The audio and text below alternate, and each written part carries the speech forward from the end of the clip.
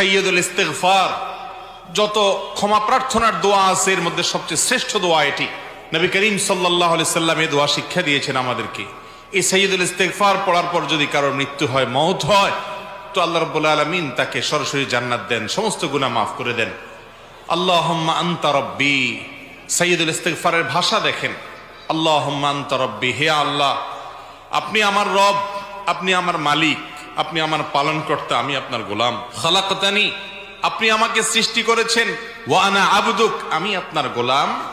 ওয়া আনা আলা আহদিকা ওয়া ওয়া'দিকা মাস্তাতা'ত, আপনি যে আমাকে আপনার রব হিসাবে আমার কাছ থেকে যে স্বীকৃতি নিয়েছেন, আমার কাছ থেকে যে ওয়াদা নিয়েছেন যে আমি আপনার কথা মেনে চলবো, আমি চেষ্টা করেছি, যতটুকু সম্ভব হয়েছে সে অনুযায়ী চলেছি।